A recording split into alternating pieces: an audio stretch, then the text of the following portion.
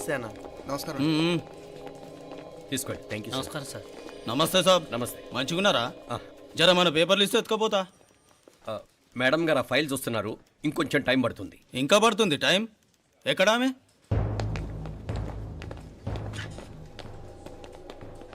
నమస్తే మేడం. జర మా పేపర్ల మీద సైన్ చేస్తే. Madam, Gopal. Real estate Gopal. Gopal real estates, ఆ బేగంపేట ప్లాన్ కోసం. ఓ అదా, మీకు ఆ 7th ఫ్లోర్ పర్మిషన్ ఇవ్వడం కుదరదండి. అంతేకాదు 5-6 ఫ్లోర్లు కూడా మీరు బాల్కనీలు చాలా ఎక్స్టెండ్ చేసి కట్టారు. సిమెంట్ కూడా చాలా నాసిరకం వాడారని మా ఇంజనీర్ల రిపోర్ట్. సో ఆ 7th ఫ్లోర్ విషయం పక్కన పెట్టి ముందు ఆ 5th, 6th ఫ్లోర్లు పడగొట్టి బాగా కట్టించండి. ఎవరితో మాట్లాడుతున్నావు తెలుసా? తలకాయ తెగిపోద్ది. ఏంద్రా దూకుడు? మేడం గారితో అట్టానా మాట్లాడేది?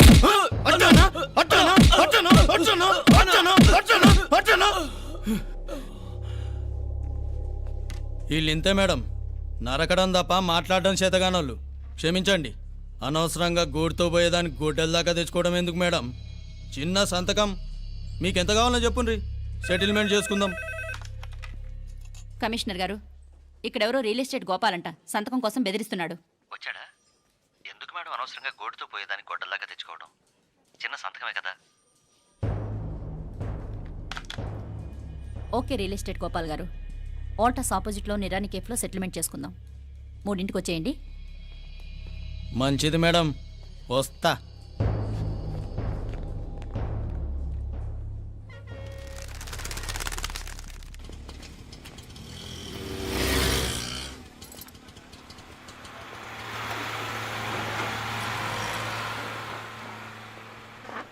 నమస్తే మేడం. నమస్తే. ఏయ్ లేండ్రా, కూర్చోండి. పర్లేదు, ఇక్కడ కూర్చుందాం. రండి మేడం, చాయ్ చెప్పమంటారా?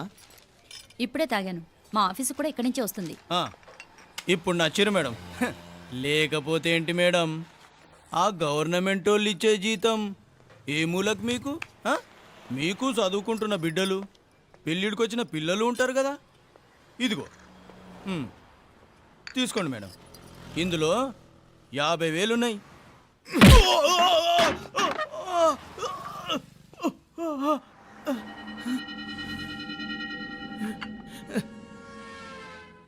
అన్నట్టు వీడు మా అబ్బాయి నువ్వన్నట్టుగా చదువుకుంటున్నాడు. జనరల్గా ఇలాంటి విషయాలన్నీ వీడే చూసుకుంటాడు. మీరు చూసుకోండి. నాకు అవతల ఆఫీస్లో బోల్డ్ పనులున్నాయి. వస్తాను. అవునరా, ఈ హోటల్లో పాయా కూడా చాలా బాగుంటుందనుకుంటాను.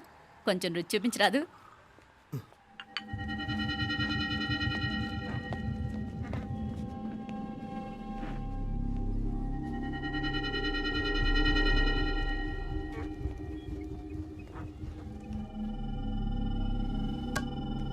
అక్బర్ భాయ్, జరా రానా.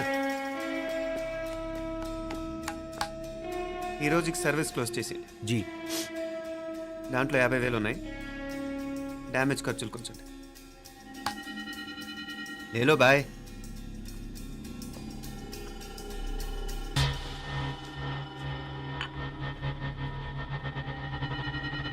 చెయ్యండి రా పాయా.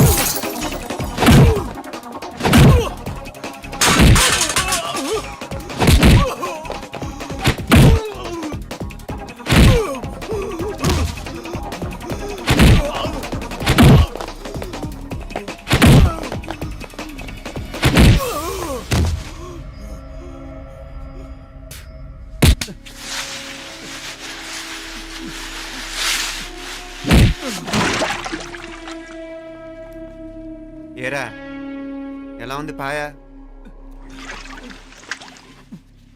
మంచిగా ఉంది.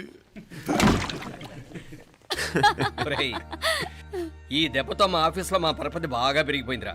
ప్యూన్ దగ్గర నుంచి కమిషనర్ దాకా ప్రతి ఒక్కడు నమస్కారాల మీద నమస్కారాలే. ఆ ఆఫీస్లో పనుండి బట్టి గాని నీ లైవ్ యాక్షన్ మిస్ అయ్యేవాళ్ళం కాదురా. ఈసారి ఎవరినైనా 4 పీకినప్పుడు మాకు కబురు పెట్టరా, చూడాలి. ఛే! ఎక్కడైనా కొడుకు గొడవ పెట్టుకొస్తే పేరెంట్స్ మందులిస్తారు, మీరేమో మందులేస్తున్నారు. అసలు మీరు పేరెంట్స్ అయినా? నువ్వు అసలు మా కూతురువేనా? ఈ రోజుల్లో వీళ్ళలాంటి వాడు ఇంటికి ఒకటి ఉంటే గానీ పనులు జరగవు. జరగవు. అంటే వీణ్ణకు రౌడీలా తయారు చేస్తారా? ఇది ఇంతటితో ఆగదు కదా. ఆ దెబ్బలు తిన్నాడు గమ్మునుంటాడా? రేపు ఇంకొంతమంది రౌడీలు వేసుకొస్తాడు. వేసుకొస్తే వీడు 4 నేసుకుని వెళ్తాడు. చాలకపోతే మేము తలో కర్ర పట్టుకుని జాయిన్ అవుతాం. దేవుడా, వీళ్ళ నువ్వే కాపాడాలి. ఏయ్, నీలాగా ప్రతిదీ మేము దేవుడి మీద భారం వేసేయం. మాకు చేతనైంది మేము చేస్తాం. నానా, ఈ బీసీ నాటి దాంతో ఉంటే మనం కూడా పురాణ కాలంకి వెళ్ళిపోతాం. అర్జెంటుగా దీనికి శాలిటీ చూసి బయటికి పంపించండి. ఈ ఫాస్ట్ జనరేషన్లో మనం ముందుకు పోదాం. ఒరేయ్, చిన్నాడువైన ఈ తండ్రి బాధ్యతను మా బాగా గుర్చేసావురా. ఎలాగో దీనికి ఫైనల్ ఎగ్జామినేషన్స్ కూడా అయిపోయినాయి కదా, ఓ మంచి సంబంధం చూసి చేసేస్తే సరి. అవునవును. అరే సిగ్గుపడుతుంది. ఛ!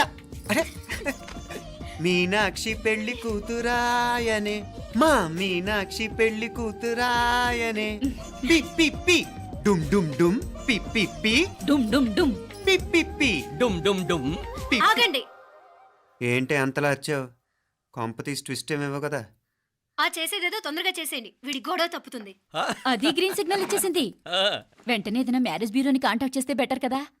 ఇలాంటి బ్యూరోల్ని ఇంటర్నెట్ని నమ్ముకోవడం అంత మంచిది కాదు. ఏదైనా మనాళ్ళలోనే దగ్గర సంబంధం చూస్తే మంచిది. ఇలాంటి మంచి చెడ్డలు చూడటానికి మా అక్కయ్య ఉంటే ఎంత బాగుండేది. ఏ పోయిందా? ఏంట్రా మాటలు? లేకపోతే ఏంటి నాన్న, ఈ మధ్య మీ అక్క ఉత్తరం ముక్కన రాసావా? కనీసం ఆవిడ ఎలా ఉందో కనుక్కున్నావా? లేదురా, ఆ మధ్యన వాళ్ళ ఊర్లో కరువు వచ్చిందన్నట్టుగా గుర్తు. ఆ ముక్క కనీసం తనైనా రాసింది కాదు. అవును కమలా, అక్కయ్య దగ్గర నుంచి ఆకృతం ఎప్పుడు వచ్చింది? దానిలో కొత్త అడ్రస్ ఉందేమో చూడు.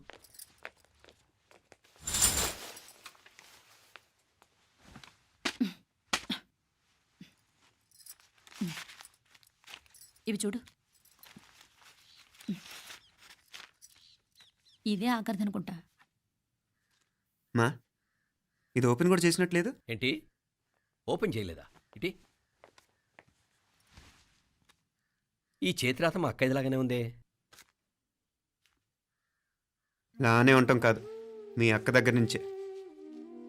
మరీ ఫాస్ట్ జనరేషన్ అయిపోయి సంవత్సరం క్రితం వచ్చిన లెటర్ను ఓపెన్ చేసి తీరుకు కూడా లేకుండా పోయింది. చిరంజీవి ఆనందరావుకి మీ అక్క ఆశీర్వదించరా అనేది, పిల్లలు మీరు క్షేమంగా ఉన్నారని భావిస్తున్నాను. మీ బావ పోయిన దగ్గర నుంచి ఆరోగ్యం అంతంత మాత్రంగానే ఉంది. దానికి తోడు మనిషిని పాము కాటేసినట్టు మన ఊరిని కరువు కాటేసింది. వర్షాలు లేక పొలాలన్నీ బీడివారిపోయాయి. వానలు పడాలని మొక్కని దేవుడు లేడు. గొడ్లు కూడా సరైన తిండి లేక ఎముకలు గూళ్ళైపోయాయి. అందరూ ఊరు వదిలివలసిపోతున్నారు. నేను కూడా పక్క ఊరికి వెళ్ళిపోదాం అనుకుంటున్నాను. ఖర్చులు కొంచెం ఇబ్బందిగా ఉంది.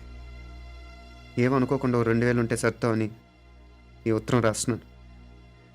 అమ్మా నాన్నలు గుర్తుగా మిగిలిపోయిన ఆ పొలం అమ్మటానికి మనసు రాక నిన్ను అడుగుతున్నాను. వెంటనే ఏ విషయం తెలియజేస్తామని ఎదురు చూస్తూ మీ అక్క పార్వతి. ఏంటి నాన్న ఇది? రక్తం పంచుకు పుట్టిన అక్క సంగతి కూడా పట్టించుకోలేనంత ఫాస్ట్ జనరేషన్ అయిపోయింది. మీనాక్షి అన్నట్టు ఆ బీసీ నాటికి వెళ్ళిపోవటమే బెటర్. హలో, రేపు నువ్వు కూడా అంతే నాయనా. ఇప్పుడేమో పీపీపీ అని తోకలా తిరుగుతున్నావే, రేపు ఆ డుండుండుం కాస్త అయిపోతే నేను కూడా కనపడను. ఎప్పుడు నీ పెళ్ళం, నీ పిల్లలు, నీ ఆస్తులు, నీ గొడవలు. ఆపుతావా నానా? దీని ముక్కుకు తాడేయాలంటే మీ అక్కంటే మంచి సంబంధాలు చూస్తాను కదా. ఎక్కడున్నా తను నేను తీసుకొస్తాను. తన్ని తీసుకొస్తావా? తన్ని తీసుకొస్తాను.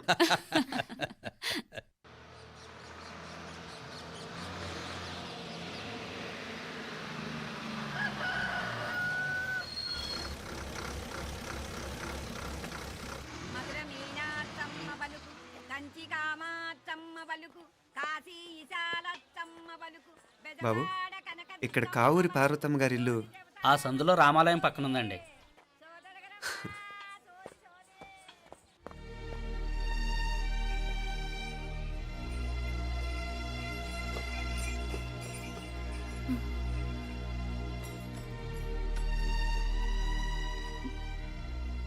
తమ్ముడు నేను నీ తమ్ముడిని కాదత్త, నీ తమ్ముడు కొడుకుని. అదేలేరా, నిన్ను చూస్తే మా తమ్ముడు తలొప్పుకొచ్చాడు. ఇక మీదట ఇలా గుర్తొచ్చినప్పుడే తలుచుకోవటం కాదు. ఇక నువ్వు నీ తమ్ముడి దగ్గరే ఉంది కానీ బయలుదేరు. ఏరా, గుర్తొచ్చినప్పుడు మాత్రమే తలుచుకునేది నేనా, మీ నాన్నరా? బాధే అత్త, నీ తమ్ముడు కూడా చాలా బాధపడుతున్నాడు. ఆ గవర్నమెంట్ ఉద్యోగం సంగతి నీకు తెలీదు. బండి చాకరీ అనుకో. ఇక నీ తమ్ముడు లాంటి సిన్సియర్ ఆఫీసర్ అనుకో. ఇల్లంతా పనులు, దానికి మీ మరదలు కూడా తోడైంది. ఇద్దరు బిజీ బిజీ, చదువులతో మేం బిజీ, మా ఇల్లంతా బిజీ బిజీ. ఇక మా ఊరు సంగతి అయితే మొత్తం గజిబిజీ. ఎవరెంత బిజీ అయినా తోబుట్టుల మధ్యన బిజీ అనే మాట రాకూడదని నేను వచ్చాను. నా మంచి అత్తే కదూ, మనసులో ఏం పెట్టుకోకుండా బయలుదేరు.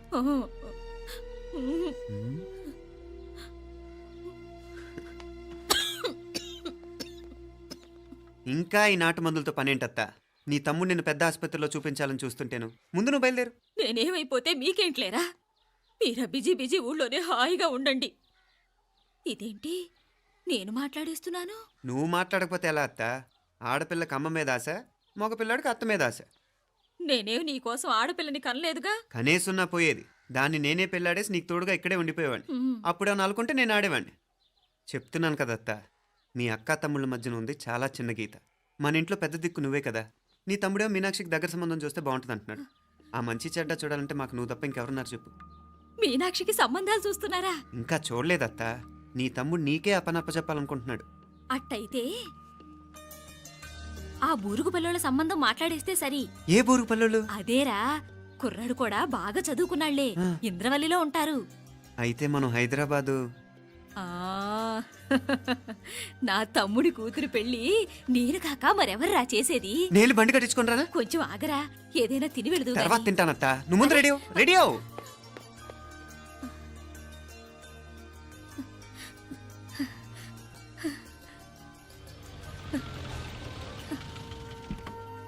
అత్త, ముందు నువ్వు పద. సామాన్ నేను తీసుకొస్తాను కదా.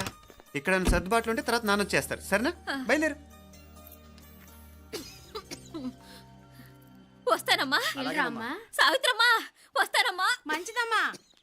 రాఘవయ్య గారు వస్తాను. పెళ్లికి మీరంతా తప్పకుండా రావాలి. వస్తాను.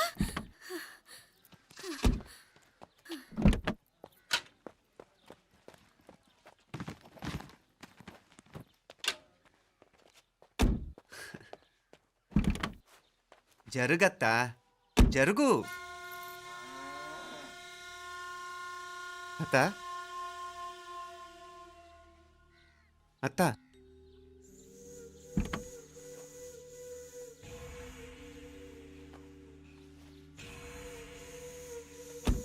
ఏమైంది పార్వతమ్మా?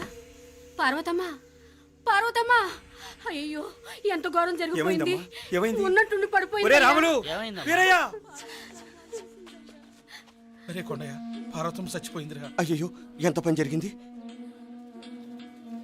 ఇన్ని రోజులు తమ్ముడు తమ్ముడు అని కలవరించింది. ఆ తమ్ముడు రమ్మని పిలిచినప్పుడే ఆ దేవుడు కూడా పిలుపునిచ్చాడు. పాపం.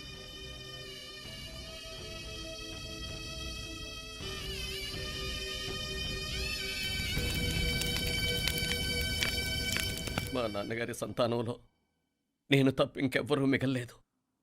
అయిన వాళ్ళందరూ వెళ్ళిపోవటంతో మీరందరూ ఉన్నా కూడా నాకంటూ ఎవ్వరూ లేరనిపిస్తోంది.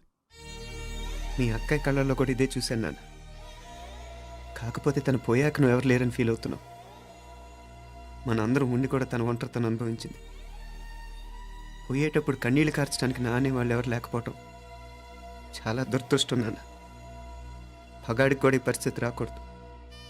తెలుసో తెలియకో నాన్న చాలా తప్పు చేశాడనిపించింది. ఎంత మెకానికల్ లైఫ్లో పడిపోయినా తోబొట్టులు నిర్లక్ష్యం చేసుకొని పోగొట్టుకోవడం మహాపాపం.